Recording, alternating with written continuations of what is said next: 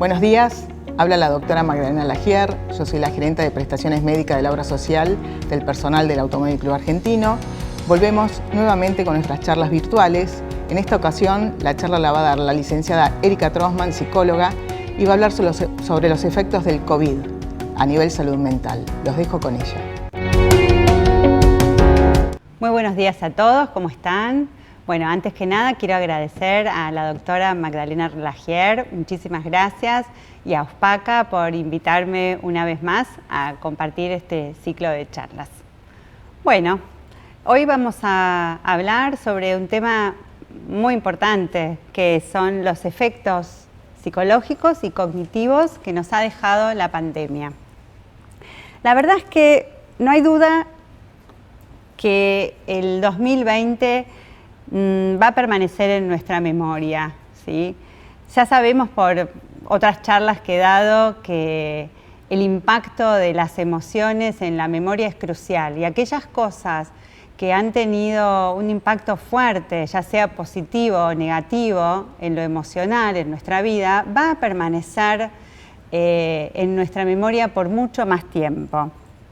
Esta nueva realidad que nosotros estamos habitando aún genera efectos en cada uno de nosotros y seguirá generándolos, porque realmente, así como nosotros transitamos todo el año 2020, aún nos sigue convocando a nuevos esfuerzos entre todos. Saben que la mente humana es muy compleja. Cuando nosotros en enero comenzamos del año pasado con algunos avisos, ¿no?, donde los medios comenzaban a hablar de la existencia de un virus, ¿sí?, llamado COVID-19 o coronavirus, que empezaba a circular entre nosotros, que venía de China, un lugar lejano. Bueno, todos mirábamos con cierto extrañamiento todo esto. Al principio nos parecía que esto pasaba ya lejos, que no iba a llegar aquí, que, bueno, como que de alguna manera estábamos muy alejados de esa realidad. La realidad es que el mundo, si lo ponemos a observar entre todos, se ha vuelto un mundo mucho más pequeño, en donde todo por la globalidad de Internet, todo se distribuye y llega con mayor rapidez. No solo las noticias y la información, sino lamentablemente también pasó con el virus. La verdad es que nos dijeron que teníamos que quedarnos en nuestras casas, debíamos lavarnos las manos, usar barbijo, desinfectar absolutamente todo lo que estaba a nuestro alcance. Incluso en algunos casos también se hablaba de que debíamos sacarnos el calzado y desinfectar absolutamente todo antes de entrar. Había como un protocolo muy riguroso que debíamos llevar a cabo. Nadie sabía mucho sobre este virus. Y la verdad es que todo esto nos llenó de una enorme incertidumbre que nos fue llevando a tener altos grados de ansiedad a todos. Y estábamos pendientes de los noticieros y de las radios, y todo esto realmente se volvió muy tóxico, ha tenido un efecto muy tóxico en nuestro estado anímico y en nuestro psiquismo. El miedo realmente ha tomado magnitudes enormes y, bueno, nos fue un poco como horadando, como la gota que va horadando la piedra. Bueno, esto fue sucediendo con nuestra mente, volviéndonos en algunos casos bastante paranoicos. Los días se nos hacían de chicle y hacíamos de todo con tal de espantar el miedo y la angustia de nuestras vidas. Se suspendieron todas las actividades de manera presencial.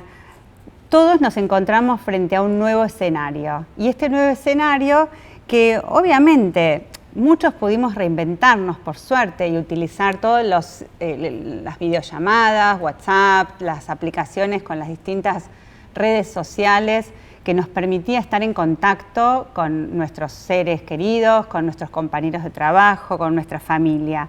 Y obviamente esto permitió, por suerte, poder seguir realizando en muchos casos nuestro trabajo, seguir la escolaridad de los chicos y los estudios, digamos, ¿no?, de los universitarios y los secundarios. Pero la verdad es que no todos corrieron con la misma suerte.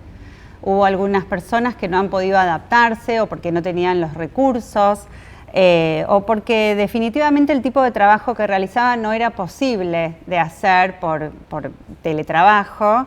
Y la verdad que, bueno, incluso gente que ha tenido que cerrar sus negocios, y esto ha desplegado un enorme enojo, una enorme frustración y sobre todo mucha angustia y mucho dolor frente a este nuevo escenario que nos complicaba verdaderamente la existencia.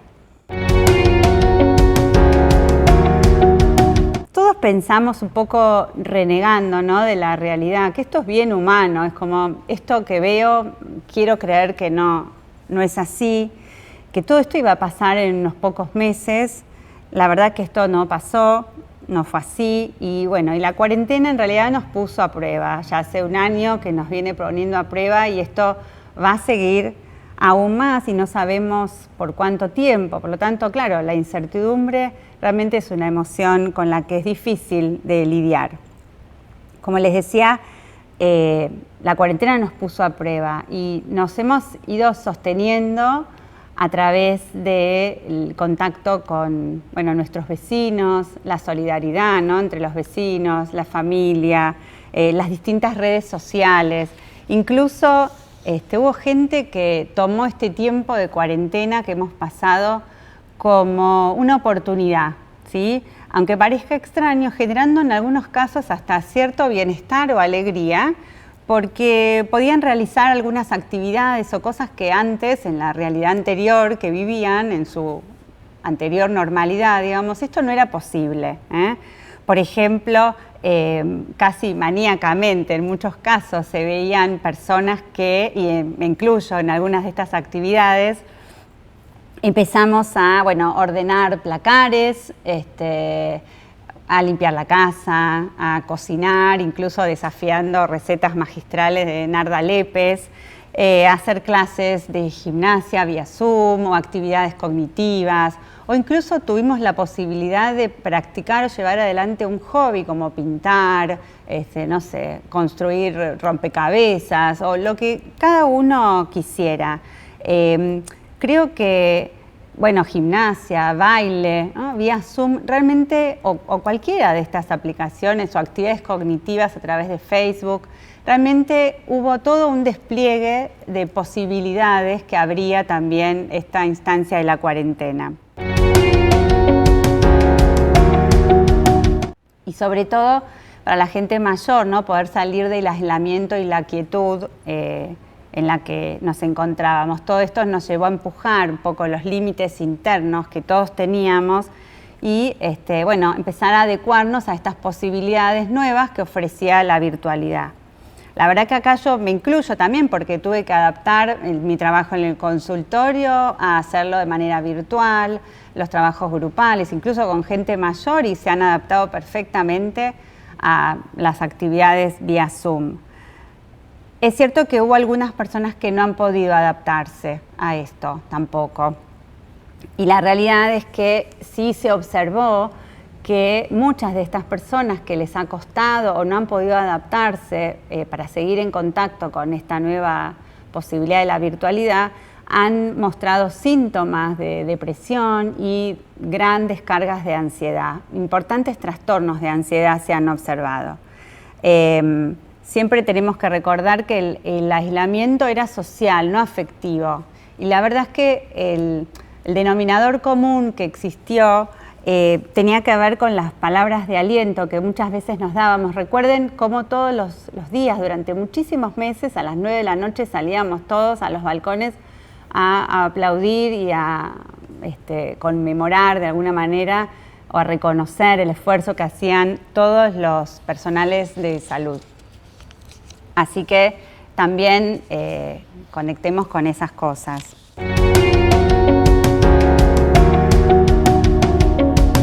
Acá este es un tema muy importante que quería compartir con ustedes. La cuestión de que la cuarentena muchos la han pasado en familia, otros en pareja, otros solos. Lo que sí se observó mucho, tanto en la calle como en el consultorio, es que muchos de los que estaban en familia o en pareja deseaban con toda su alma estar solos, y los que estaban solos añoraban o deseaban poder estar en familia. La realidad es que, bueno, como decía mi abuela, siempre el jardín del vecino es más verde. También hubo muchas separaciones, eso es cierto, divorcios, lamentablemente muchas de las cosas que ya existían de antes, de disfuncionalidades, rispideces, cuestiones áridas, digamos, entre la pareja o la familia, quedaron en evidencia después de pasar 7 días a la semana, 24 horas por día, con los parientes o con la pareja, ¿no? Que en otros momentos, digamos, al ser menos el tiempo compartido, se camuflaba, se diluía, se disimulaba, ¿tá? Creo que si hay algo que es importante que nos quedemos pensando en esto, porque también ahora por ahí van a venir tiempos de reclusión de otra manera, digamos, pero reclusión al fin, de que es un momento para ser empáticos con el otro. Tenemos que ser incluso mucho más comprensivos con nosotros mismos y tratar de, bueno, no hacer evaluaciones definitorias de la pareja, porque es un momento antinatural, e incluso no tomar decisiones trascendentes en este momento de la vida, porque realmente estamos atravesando una realidad muy diferente a la que habitualmente desarrollamos. Bueno, lo mismo con los chicos, ¿no? Los chicos que tuvieron que desarrollar su escolaridad de manera virtual, que, bueno, requirió de un gran desafío, no solo de los chicos, sino también de los padres, de los docentes, y un compromiso, pero que también fue de la mano de un gran malestar, porque muchos de estas actividades debían realizarse junto y en paralelo con el trabajo, el teletrabajo o el home office, como se llama, de los padres, con lo cual esto desató verdaderas batallas campales. De la tríada de emociones que predominaron en un comienzo del 2020, tenemos el miedo, la angustia y la ansiedad. Estas fueron las emociones prínceps, digamos, que estuvieron en este primer momento. Después, por supuesto, guiados por la incertidumbre que estuvo permanentemente, fuimos dando paso al enojo, a la ira, a la frustración, a la irritabilidad y al fastidio.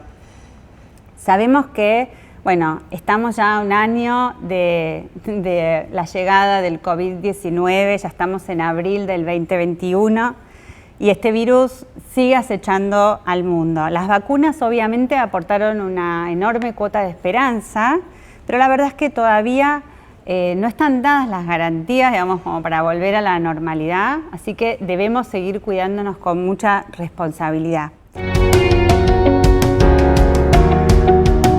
Ustedes saben que se hicieron muchas investigaciones, una especialmente que quiero citar del doctor Severio y su equipo, que ellos lo que hicieron detectaron, digamos, en esta investigación que ha descendido notablemente la percepción del riesgo, del peligro que conlleva el virus del COVID.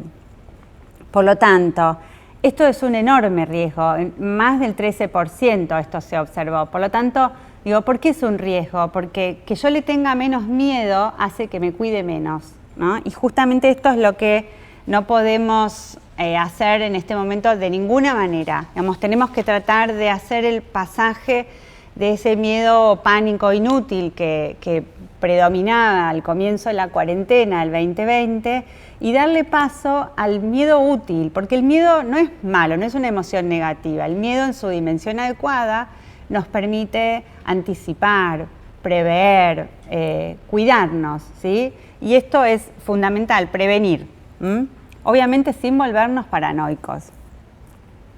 Lo cierto es que, dicho todo este reconto, digamos, de todo lo que fue sucediendo, hoy nos encontramos con que todos estamos siendo aún hoy afectados por esta pandemia. Algunos se han visto expuestos al COVID, ¿sí? De manera leve o asintomática, leve, moderada o grave, con todas las complicaciones físicas y emocionales que esto conlleva. Otros nos hemos visto expuestos al confinamiento, a la reclusión, al aislamiento social, a la presión social también, y obviamente a que nuestra vida se nos dio vuelta, se nos cambiaron nuestras rutinas y ha quedado patitas para arriba, como que estoy tratando de encontrar cómo me acomodo con todo esto, con estrés, con ansiedad, con angustia. Pero sobre todo, y acá quiero hacer mención a esto, estas dificultades se presentaron en enorme proporción, sobre todo la soledad y el aislamiento en las personas mayores, en los adultos mayores, y ni hablar aquellos que tenían algún tipo de minusvalía o demencia, en donde realmente pasaron tiempos muy difíciles, donde debieron ser centro de atención, no solamente para la gente que los cuida, sino para su familia.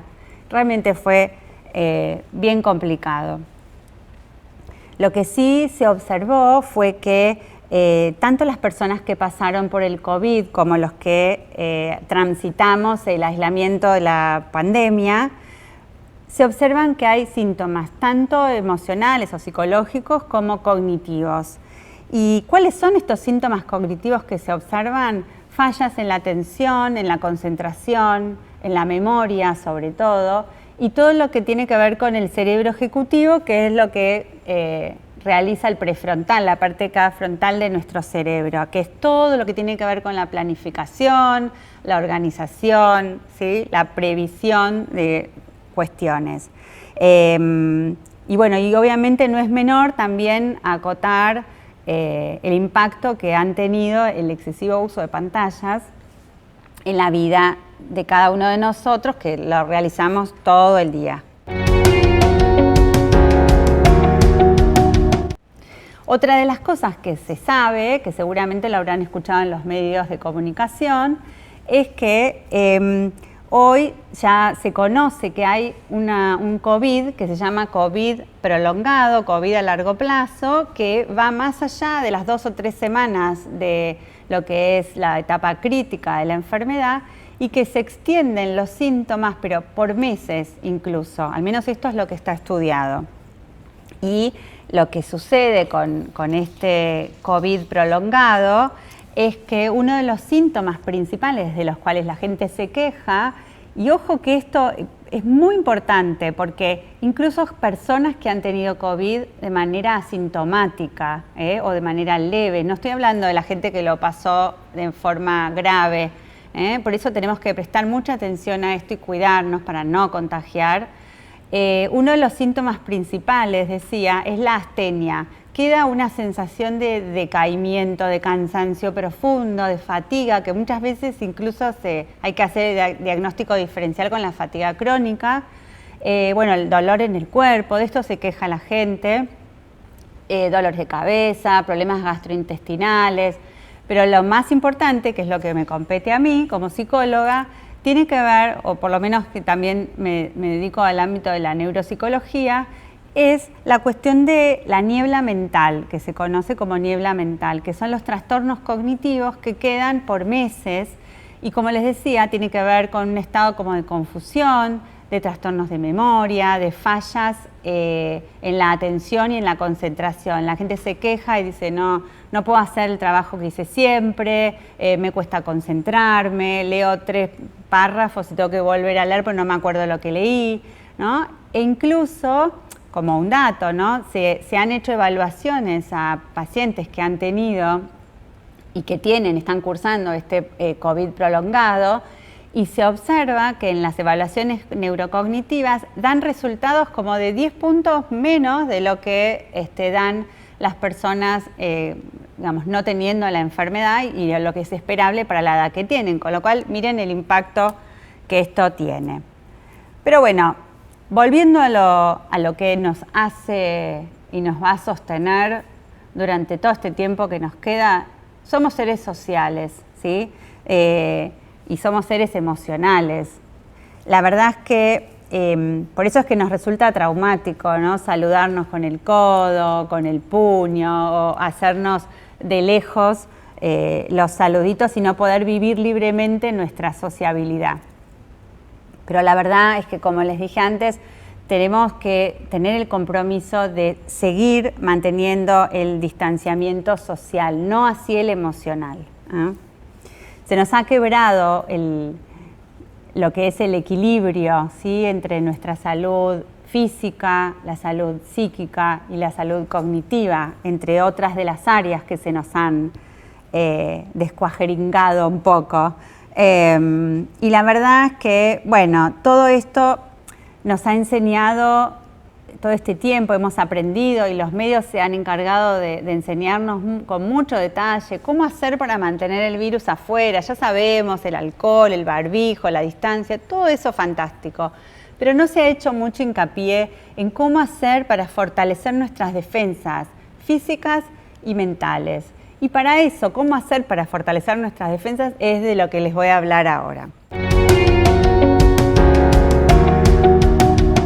Que creo que esa es la clave de la prevención, no solamente usar el barbijo y todas las medidas que ya sabemos, sino también cómo hacer para estar mejor, más fuerte, mental y físicamente para también pilotear mejor este virus que puede estar acechando.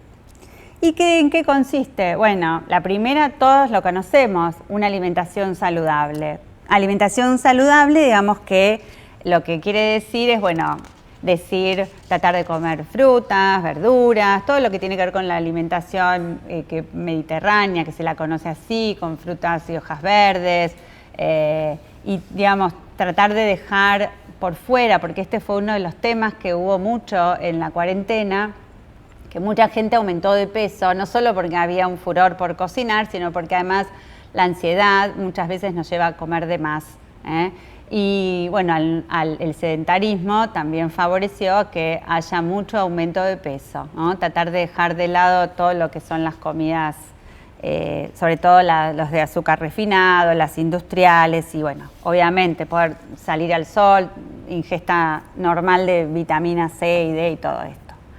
Bueno, pero no solamente la alimentación, hay otras cosas que podemos hacer, por ejemplo, todo lo que tenga que ver con las prácticas de meditación, el control de la respiración, el yoga es una buena disciplina, el mindfulness.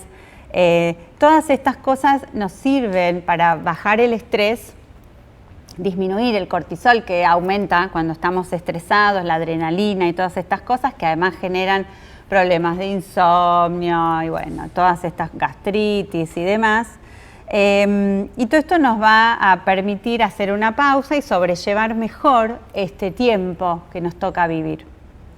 Otra de las cosas que es fundamental que no dejemos de hacer bajo ningún concepto es seguir manteniendo el contacto con nuestros seres queridos. ¿Por qué? Porque sabemos que el efecto del afecto y la compañía de los otros genera un efecto, valga la redundancia, mucho, pero mucho mejor que el aislamiento y mantenerse obsesivamente alejado de todos como se pensó en algún momento, aunque sea a nivel virtual, aunque sea a nivel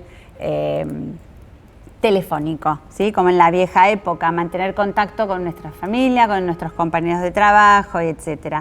No es bueno sentirnos aislados emocionalmente. A veces uno puede estar solo y sentirse pleno y bien, y a veces uno puede estar solo y sentirse aislado emocionalmente, y esto favorece la aparición de la depresión, de montones de trastornos distímicos, ¿sí? Fomentemos la risa, los espacios de bienestar, el chiste, el divertirse, compartir momentos gratos con nuestros seres queridos.